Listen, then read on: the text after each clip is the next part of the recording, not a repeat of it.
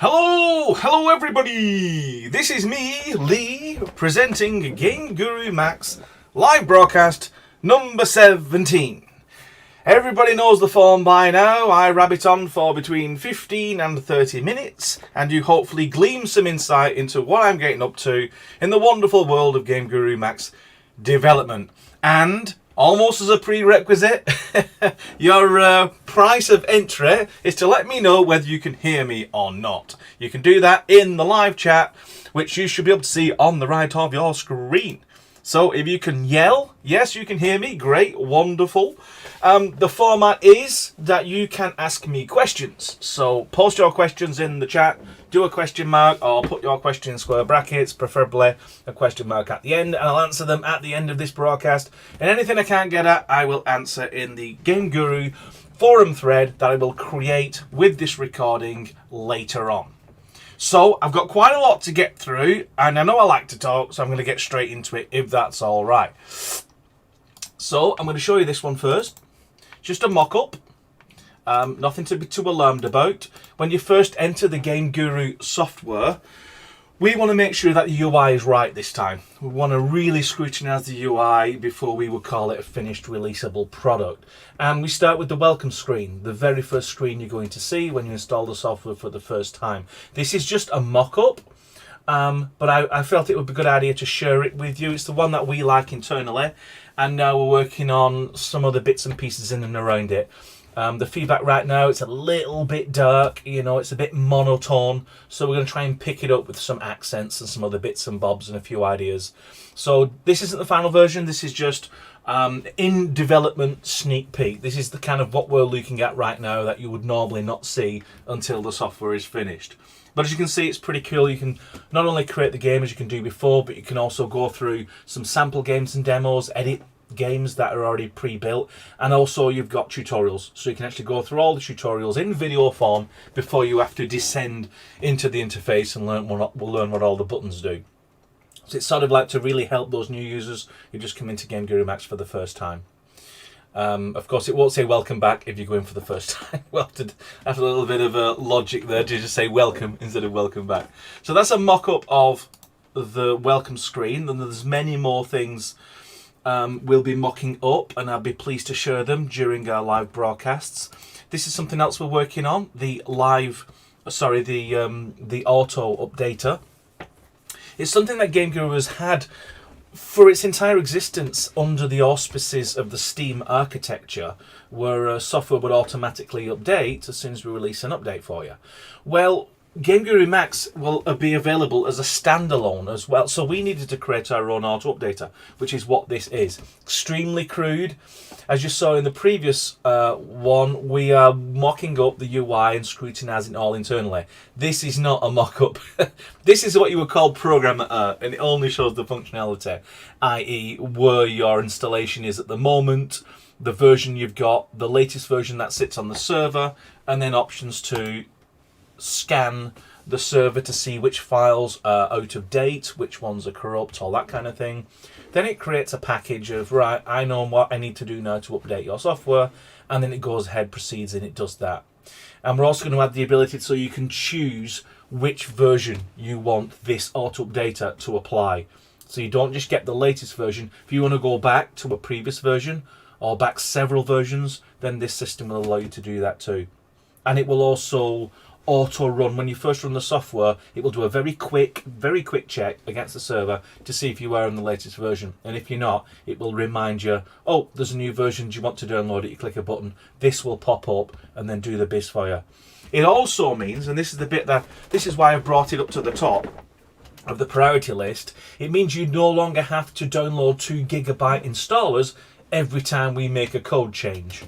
So now you'll be getting your betas and your alphas and your devs, or whatever you want to call the builds, through this system. So if we've only changed like 20 of the 2 million files, then your update is super quick, and it means I don't have to create installers all day. So that's what we've been working on. That's still not finished. We may release it as a build before we finish the final UI, because I think the functionality is super important, but we are right now working on a much better UI that is more indicative of of this screenshot that you saw, with the sort of the darker colours and this sort of style to it. So that's our auto updater. More on that as it develops. This is a mock-up that we have so far of what the auto updater might look like. Again, this is programmer art, but this is me just cobbling it all together very quickly. And thanks again to the community member who produced a rather nice corridor scene, so we just dropped that in. Whether we'll keep the idea of a big picture in the auto updater, or whether we just stick to the text and the functional buttons and things. But as you can see there in the little drop down, latest version drop down, you select it, then click the download button, and away you go. And you get a nice clear picture of which build you're on. So that's a mock-up, but expect more in the next couple of weeks as we add it. But the main crux of my live broadcast meet today is inside the latest build of Max, specifically the grass system. Because we haven't been happy with the grass. It's okay. It was largely inspired by the GameGuru Classic grass, but it wasn't there. It really didn't feel like we were looking at AAA grass. So we have been working on grass, both with the geometry and the textures and the blending of the terrain. What I'm really just doing now is just creating a hill. I'm sort of mocking up a little view for you, and I'm doing it very quickly so it will be crude, but I just wanted to have these hills just to obstruct the horizon line. And next thing I'm going to do is I'm going to paint a darker grass, because I've actually found it quite useful to match the grass blades with the terrain texture. So I'm just going to paint these hills in. If you've used one of the latest beta builds, you'll have noticed that the grass painting is rather slow. We have identified it to a system that is trying to scan the entire terrain before it blobs like a couple of pixels on. So we already know the optimization which will make this super fast. So this is my grass. Let me just add a little bit more down here. And you notice it's getting a little bit dark, and there are things you can do about that. So I'm going to do that now. If we go to change the sky so it reflects something, and also bring that sun up. As you can see, you do have good controls over sort of the ambient effects of your scene, but I'm far from finished yet. So now we've got something that we would call textured sculpted. Then we're going to go to the grass and select, just for now, let's select this one. So I'm just going to paint all these hills in and all around here. And as we get close, you'll actually notice that, unlike before, now all the grass varies in height. You see this minimum and maximum spray? I can actually control the heights as the grass is painted down, and it's actually using a clump pattern now. You notice it's not just like you can see a quad from above. The actual quads, there are several quads now, and they clump and they actually angle themselves, so even if you're looking down on the grass, it looks as good as if you're looking along the side. You can see that's a really great view. That's mostly the view the player would see, but sometimes if you're up in the air or something, you still want the grass to look okay. So that's kind of how we've solved the grass. We've also solved the lighting, so it doesn't matter which direction you're looking at the grass from, it will have the same lighting properties, and so altogether it actually makes a much nicer scene. Now remember the spray thing I was showing you? It actually lets you select between two ranges, and again this is going to be overdone with the new UI system, but between those two ranges, that's the height that it will select the grass on. So what I can do now, just make the brush a bit smaller, I can actually squash the grass. You see, I can squash it all the way to that hill, and I'll squash it all the way here. And if we get close, that grass is now much shorter than the grass that surrounds it. For example, that might be how you would do a path, and for that you may have played this already, but you can select different terrain textures. I think the brush size is about right, and say add some stones. So obviously someone's well travelled that little piece of path. But the thing I really wanted to show you, I just been setting the scene for you, is the additional grass pieces. And it's not grass. I mean, we're changing the terminology now, so we're using the word vegetation instead of grass. So if I just pick this one, just for kicks and giggles, and then we just paint that there, sorry, go into grass mode, and then make the height sort of anywhere between 75 and 100%. And we actually select it. It would help if you selected it. you see, you got a nice sort of, I don't know what you call it, like hay field, something like that. Because I think there was a previous comment about can't the grass be more yellow and realistic. Well, there you go, a nice yellow one. But this is the thing I wanted to show you, which is the flowers. So if we add from a custom selection, I've requested some nice flowers. So here's a white one. And this, what I'm going to do now is select the white flower. I'm also going to select the grass. And I want them quite high, so that'll do. And then I can splat in little flower effects. You see how they'll choose their own random heights. They mix with the grass as well. If I went in here, it would start overriding the yellow stuff. Other things, we've got more flowers. You can add, say, a red one, which will add underneath here. Again, all this UI is going to change. We're battering the UI until it can't get any better. So there is a new version of this that you'll be able to see shortly. So now I've selected red and yellow flowers with the grass. So now what I can do is replace that white with these. Maybe put a little dot of red over here. As it comes down, maybe the red gives way just to the yellow. And it goes down there. So in essence, it's not just the multi-grass, which is the only thing I really wanted to tick. It's the fact that we wanted to make the grass actually look, good, convincing, AAA style. Now, let me just add one more thing, which is what it's all been leading up to, the start marker. So now I can press test. And the reason for the hills now become apparent, because now it's hiding that ugly, distant, flat, unrealistic, unnatural horizon line. You now got some nice hills that you can look at. So you can sort of appreciate, when you put it all together, the flowers, the grass, the paths, the hills, you're starting to create something that looks rather nice. So yeah, that's what I've come up with so far. The only thing that you're not seeing is movement. The grass is completely static.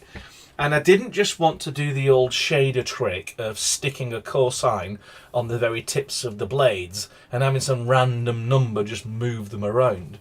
Real grass responds to atmospheric pressures as the wind moves across a plane. Wouldn't it be nice to see that? Well, I've been giving my brain some time to think about what's the really great way of doing that. And it relates a little way to our particle work that we've done, the idea of reading textures into a vertex shader so that we can actually manipulate how the graph moves based on some sort of larger pattern. Could be done procedurally, or it could be done using the texture read. I'm going to have to look at performances on that.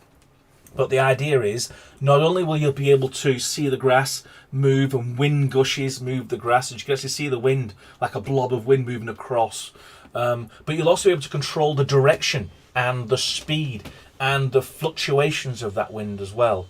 I think all of those things are minimum requirements for excellent looking grass. So I think we've got the lighting right and the geometry and the textures. Obviously more textures to come, better blending between the terrain texture and the grass. So that will obviously continue, but now I'm going to move over to getting this grass to move. Not only move, and this is my next most ambitious thing, but it has been mentioned before and I think it's important. The fact that when the player walks through the grass should get out the way. You're pushing the grass out the way, it should move out the way. All modern AAA games do that. And not only that, that when you look back on yourself, you want to be able to see that the grass you've just flattened stays flattened and then kind of pops back up over time. So there's a lot of extra clevery techniques that I'm going to need to look into. But I do know finally how to customize the wicked shaders, and so there'll be a lot of jiggery pokery to make all that happen. So the story of grass is by no means over, so check out progress in the future weeks to see how successful I am in those areas. But I think by the time we've finished, we'll have some really spectacular looking outside environments. So the last thing I want to say before I check over to the live chat questions-y style area is the fact that in addition to all the things you've just heard, I'm also starting work on using the Intel Graphics Performance Analyzer and VTune tools. Those basically scrutinize what's going on the GPU side and scrutinizing specifically the thread activity on the CPU side. What that basically means is if we get a really good performance on those both sides, you're going to get software that loads fast, runs fast, runs smoothly, your games run fast. There's no wasting going on. There's no silly things going on because the GPA and the VTune tools will identify them as hotspots. They'll literally point a big arrow at them saying, what is going on here? Why is this big massive gap appearing? And it literally drills you down into the piece of code that's responsible for it, so there's no guesswork. You literally just find out who's being naughty, and then you can fix them right there and then. So that's another thing I'll be starting up around now in order to make sure performance is as an important a feature as, say, the visuals and the UI. So lots and lots of stuff happening, I hope you can appreciate. But more important than any of that, your questions. So I'm going to scroll over to the chat and have a look at the top and scroll my way down. So so you can hear me, that was great. Otherwise that was a lot of minutes for nothing. Question mark is here. Will there be any updated AI? And will there be an in-game cinematic creator? There are no plans to substantially improve the AI as of today, and there are no plans to add a cinematic creator. Obviously, the Lua scripting language remains at your disposal, so you can create all the logic that you would like. But there isn't going to be a huge concerted effort to completely replace or overhaul the AI system. If it does happen, it will come in bits, and it will come as a necessity of some other part. For example, let's say the seller demo needs some rather cool AI for, say, the zombies and other aspects of it. Then it will come out of that. But it's certainly, there isn't some big bullet point which says we're going to completely replace the AI system. That's definitely not on the list. In my opinion, there is no need to work on the UI. Okay, thanks for that. A lot of people over here think it is important, and there's a lot more we can do to make the software intuitive. For a brand new user, someone who isn't familiar with GameGuru, it can be quite confusing. And, if we want GameGuru MAX to survive into the years and the decades, we need to attract more users, and more users, new users specifically, aren't familiar with GameGuru and its quirks and its workarounds and the way it works. It needs to be that level easier so people can just drop straight in and create a game without too much frustration. And if you look at the comments over the last 5 years on Classic, there has been a fair heap of frustration. And it's a fact, and we need to deal with that. And we can do now we've got Max as an opportunity to resolve those things. Okay, I scrolled down a little bit too fast, so I'm going to have to go back up and find... Oh yeah, I found my question mark again. Here we go. Will we have a deferred decal rendering at some point? Deferred, as in deferred rendering of decals. I don't think we will. I know what you mean. I mean the idea of generating geometry within a decal and then rendering that decal in the distance so you can reduce your poly count. I think we'll do it in some form, maybe something like rendering trees right in the distance and stuff like that. But there isn't a task on my list right now which actually has that.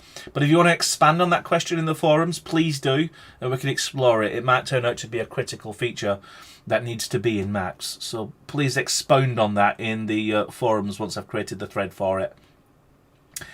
Here's a question. Oh yeah, it's another. It's the same question. It's just been reposted. So I think hopefully I've answered that. And you certainly don't want to hear the same answer twice. There's a question mark asking if there's any Unity users here. I don't know, so I can't answer that.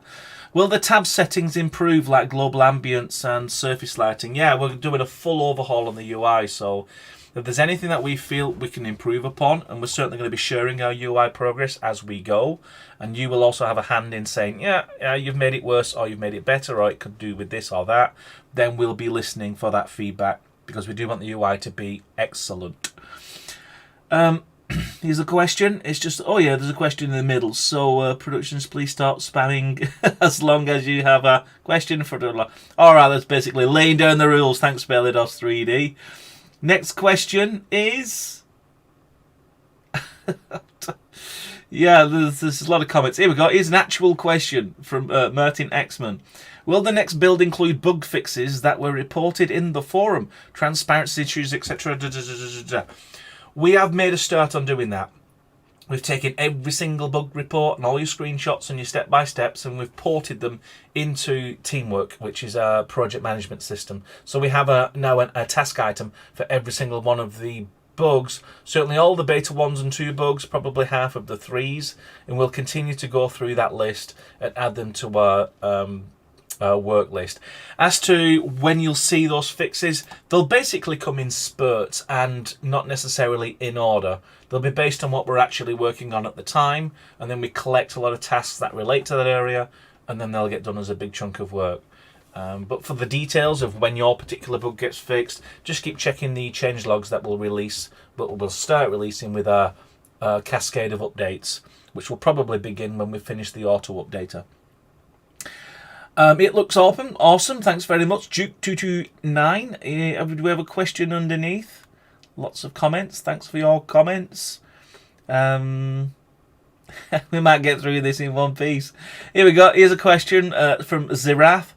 Will the snow weather system cause snow to stick to the grass and trees, as well as rain causing trees and grass to get wet? No and no. There are no plans to have accumulating snow on arbitrary objects within the scene, and no plans to have rain make the entire scene wet. It's not that I don't want to do it, it's just the performance implications of that are quite scary, and it's probably quite a specialist requirement, so maybe only 5% of people would ever need it, and I'd be rather wanting to work on the 95% of stuff everybody needs than just 5%. Could happen in the future. Maybe there's some way in which you could use the particle system that we've created, so you can do that within our particle system that already exists with a bit of clever thinking. The particle system is pretty cool. I showed that in a previous live broadcast, where it will actually have particles that can fall.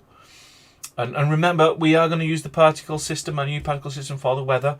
And part of that particle system is, I don't know really the official name for it, but they're basically geometric blockages or obstructions. And the particles they'll collide with those things. So if you have a shape that is part of your particle effect that mirrors the object that you want to cast snow on, and you leave those particles so they persist, so they don't die off, so they just stay alive for say 10 minutes, then yeah, you could have particulates of snow sitting on top of a collision shape, which will give the impression that the snow is accumulating. But if you're thinking about switching snow on, waiting 2 hours, and then having your entire scene full of snow that you can then crunch through, that is not part of the release plans. Sorry to disappoint there. Next question. Yeah, I cannot get his attention. He's in Wales, I'm in England. But just to clarify that comment from Rick, I am not Welsh. Believe it or not, I don't speak Welsh. And there's a few more people in Wales. Thank you very much. Bit of solidarity there. Here's a question, another one from Zirath. Also, it's a frozen lake, a possibility. It's snow map in the water, but water freezes on top if the player shoots the ice, they can fall through. No plans to do frozen lakes, no plans to crack ice and then player falling through it. I'm afraid you're going to have to do that through a combination of importing your own 3D models and scripting and maybe some sound effects. Can all be done in scripting, it's just it won't be out of the box on release of GameGuru MAX. Scrolly. It looks like I am going to race to the end of this live chat with all the questions answered. Here's a question, third from the end. What will be done to improve water? We're going to improve the water. That's what we're going to do to improve the water. Specifically, there's some very obvious things, like currently the water is kind of more like a sea or an ocean. It's not particularly good for stagnant water or very slow moving water, and we do need to address that. And the other big thing that I've noticed, that when you're underwater, you're kind of losing some of the effects that you had in Classic, because we have switched graphics engines entirely. So we need to restore that idea of an underwater ambience, and maybe some shaders which can wobble the screen around. So there is work still to do on water. Don't think the water that you see in the current build is the final one. But as you can see, we just want to get dry land sorted out first before we plunge into those watery depths. Another question. Will there be any updated AI? And will there be any in-game cutscenes? I think I've answered that. In fact, that question's come up about 4 times now, so hopefully you remember the answer I gave about 6 minutes ago. Yeah, there is definitely some spamming going on, but I can just scroll past it. And that's the end of it. I literally did the first thing ever, which is get to the end of the live chat without any more questions. Obviously, you've all heard me say that, so you're going to post a blitz of questions. But I am looking at the clock, and I have exceeded my timetable. So I'm pretty pleased that I managed to get through all your live questions within that time. Any more questions that you do post on my outro, I will certainly answer in the Game Guru threads. Keep an eye out for that. It should appear in the next half an hour to an hour. So that's where we are right now today with GameGuru MAX development. Lots of stuff happening and plenty more for you to digest in the weeks to come. So thanks very much for your attention. I hope you enjoyed it, and I'll see you all next Wednesday.